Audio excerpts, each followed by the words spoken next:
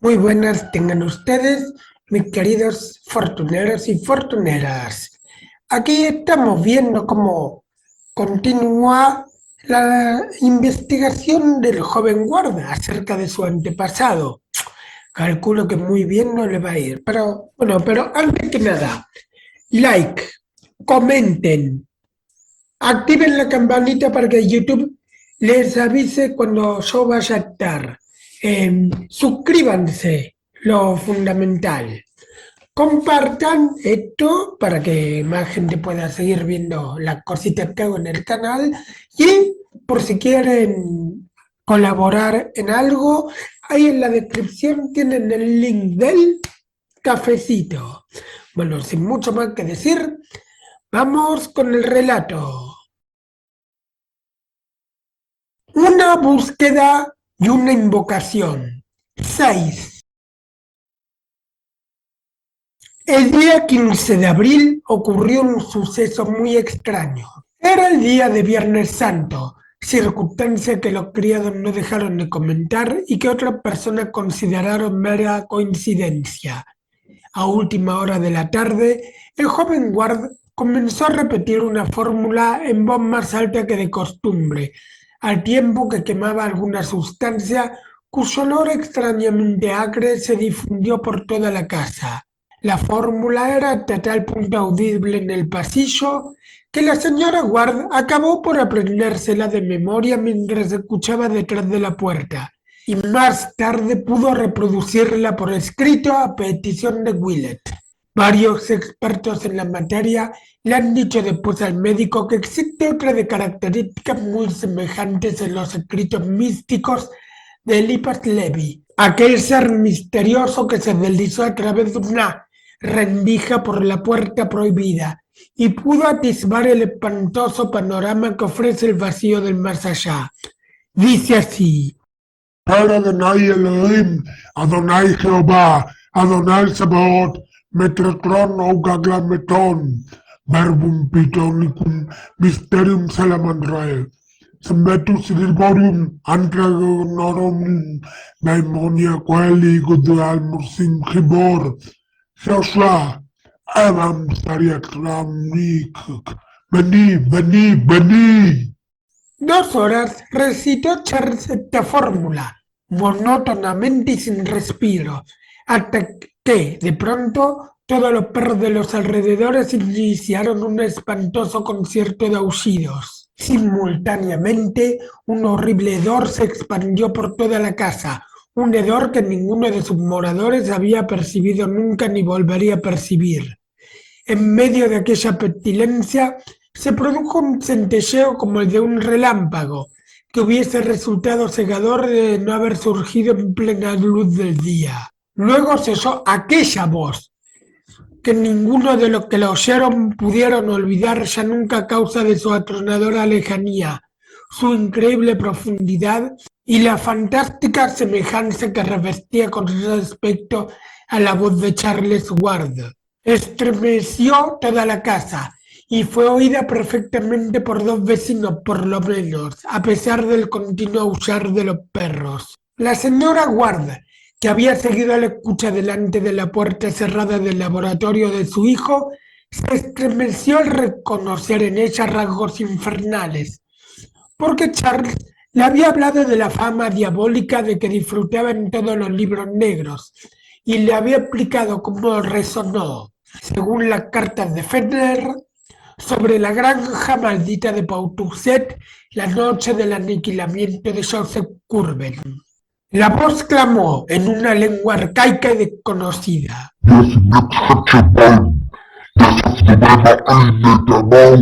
Inmediatamente después de que estas palabras resonaran atronadoras en toda la casa, se produjo un momentáneo oscurecimiento de la luz del día, a pesar de que aún faltaba 1 hora para la puesta del sol. Luego, una nueva bajarada pestilente vino a unirse a la anterior, distinta en calidad, pero igualmente desconocida e insoportable. Charles empezó a recitar de nuevo, y su madre distinguió entre las palabras que pronunciaba varias sílabas que sonaban algo así como Shenarchoksogot, Hagelgrife Rogrov, finalizando en un ¡ya!, cuya fuerza maníaca aumentaba en un crescendo ensordecedor. Segundos después vino a anular el impacto de todo lo anterior un estremecedor alarido que estalló con repentino frenesí y se fue transformando gradualmente en un paroxismo de risa diabólica. La señora Ward, mortalmente asustada pero llena del ciego valor que infunde la maternidad, se acercó a la puerta del laboratorio y llamó en ella repetidamente sin recibir respuesta. Insistió en sus llamadas, pero se interrumpió nerviosamente al oír un segundo grito, inconfundiblemente de su hijo, superpuesto a las desenfrenadas carcajadas de otra voz. De repente la señora Ward se desmayó sin que pueda recordar ahora la causa concreta e inmediata de su desvanecimiento. En ocasiones la memoria tiene olvidos misericordiosos. A las 6:15, el señor Ward volvió de la oficina y al no encontrar a su esposa en la planta baja, preguntó a los atemorizados sirvientes, quienes le informaron de que probablemente se hallaba en el desván, atenta a los extraños acontecimientos que allí se desarrollaban. Subió apresuradamente el señor Ward y la encontró caída en el suelo del pasillo que conducía al laboratorio de Charles. Al comprobar que se había desmayado, fue en busca de un vaso de agua a una alcoba cercana y roció con ella el rostro cubierto de una enorme palidez. Mientras contemplaba con alivio cómo abría los ojos espantados, un escalofrío recorrió su cuerpo, amenazando con reducirla al mismo estado del que estaba saliendo su esposa, ya que en el laboratorio, aparentemente silencioso, oyó el murmullo de una conversación tensa y apagada, una conversación mantenida en tono apenas audible, pero provista de unas características profundamente inquietantes para el alma. El hecho de que Charles murmurara alguna fórmula no era nuevo, pero aquel murmullo era decididamente distinto. Se trataba sin duda alguna de un diálogo, o al menos de una imitación de diálogo. Las inflexiones de las dos distintas voces sugerían preguntas y respuestas, afirmaciones y réplicas. Una de las voces era indiscutiblemente la de Charles, pero la otra se caracterizaba por una profundidad y una resonancia que el joven Ward, a pesar de sus buenas dotes de imitador, no habría podido conseguir jamás. Había algo espantoso, sacrílego y anormal en todo aquello, y, de no haber sido por un grito de su esposa que aclaró su mente al despertar con él su instinto de protección, no es muy probable que Theodore Howland Ward hubiera podido seguir alardeando ni un día más de que nunca se había desmayado. Reaccionando ante aquel grito, cogió a su esposa en brazos y la transportó a la planta baja para que no pudiera oír las voces que tanto les habían afectado. No escapó, sin embargo, con la suficiente presteza como para no oír algo que le hizo tambalearse peligrosamente con su carga. Al parecer, el grito de la señora Ward había sido escuchado también por otros oídos, y, en respuesta a él, habían llegado desde detrás de la puerta las primeras palabras comprensibles del terrible coloquio. Fueron sencillamente una nerviosa advertencia articulada por Ward, pero que llenó de espanto a su padre por lo que este aviso implicaba. Su hijo se había limitado a decir: «¡Escríbalo!». El señor y la señora Ward conferenciaron largamente después de cenar y, como consecuencia de aquella conversación, el primero decidió hablar seriamente con Charles aquella misma noche. Por importantes que fueran sus investigaciones, no podían tolerarle semejante conducta por más tiempo, ya que los últimos acontecimientos trascendían los límites de la locura y representaban una amenaza para el orden y para el sistema nervioso de todos los que moraban en aquella casa. El joven tenía que haber perdido la razón. pues solo un demente podía proferir aquellos alaridos y fingir que estaba hablando con otra persona imitando la voz de un interlocutor. Todo aquello tenía que terminar de una vez, pues de no ser así, la señora Ward acabaría cayendo enferma. Por otra parte, cada vez se hacía más difícil conservar a la servidumbre. El señor Ward subió al laboratorio de su hijo, pero al llegar al tercer piso se detuvo intrigado por los sonidos que surgían de la biblioteca de Charles, ahora en desuso. Al parecer, alguien revolvía frenéticamente entre libros y papeles. Se asomó por la puerta entornada y vio al joven que sacaba de los estantes libros llenos de todas las formas y tamaños. El aspecto que ofrecía era el de un joven lleno de excitación. Al oír la voz de su padre, dio un respingo y dejó caer toda su carga. Se sentó, obedeciendo la orden paterna, y escuchó en silencio una larga sarta de reconvenciones. No se defendió.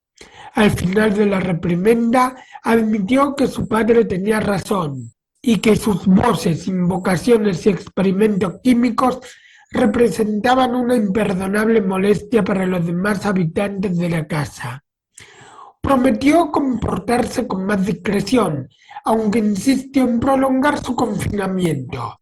La mayor parte de su trabajo en el futuro, dijo, consistiría en la consulta de libros, y en cuanto a los rituales que tendré que llevar a cabo en fechas posteriores, podría celebrarlos en un lugar apartado que buscaría a tal efecto. Manifestó su pesar por el desmayo de su madre y explicó que la conversación que había oído formaba parte de un complicado simbolismo destinado a crear una atmósfera mental determinada. Utilizó ciertos términos químicos casi ininteligibles que desconcertaron al señor Ward, pero la impresión general que produjo la entrevista fue que su hijo estaba indiscutiblemente cuerdo, a pesar de que era víctima de una misteriosa tensión de suma gravedad. La conversación, por otra parte, no le reveló nada nuevo, y mientras su hijo recogía los libros y abandonaba la habitación, el señor Ward se dijo interiormente que continuaba sin saber qué pensar de todo aquello. Era algo tan misterioso como la muerte del pobre Nig, cuyo cadáver había sido hallado una hora antes en el sótano, rígido, con los ojos desorbitados y la boca torcida por el terror. Impulsado por un vago instinto detectivesco, el desconcertado padre examinó con curiosidad los estantes vacíos para averiguar qué se había llevado su hijo a la buhardilla. La biblioteca del joven estaba rigurosamente clasificada por materias, de modo que no resultaba difícil saber qué libros, o al menos qué clase de libros eran los que faltaban. El señor Ward se quedó asombrado al descubrir que los huecos no correspondían a obras relacionadas con las ciencias ocultas ni con antiguos sucedidos, sino a tratados modernos de historia y geografía, manuales de literatura, obras filosóficas y periódicos y revistas contemporáneos. Aquello representaba un giro muy curioso en las aficiones de Charles, y su padre se quedó perplejo al comprobarlo. Una clara sensación de extrañeza se apoderó de él. Le atenazó el pecho y le obligó a mirar en torno suyo para descubrir a qué respondía. Algo había sucedido, ciertamente, algo de trascendencia tanto material como espiritual. Desde que había entrado en aquella estancia había notado un cambio, y al final sabía en qué consistía. En la pared norte de la habitación seguía incolume sobre la chimenea el antiguo panel de madera procedente de la casa de Holycourt, pero el retrato de Curwen, precariamente restaurado, había sido víctima de un terrible desastre. El tiempo y la calefacción habían ido deteriorándolo, y desde la última limpieza de aquel cuarto había sucedido lo peor. La pintura se había ido desprendiendo y enroscándose poco a poco, para caer finalmente de pronto con una rapidez maligna y silenciosa. El retrato de Joseph Curwen había dejado para siempre de vigilar al joven, a quien tan extrañamente se asemejaba, y yacía ahora en el suelo formando una fina capa de polvo gris a su lado.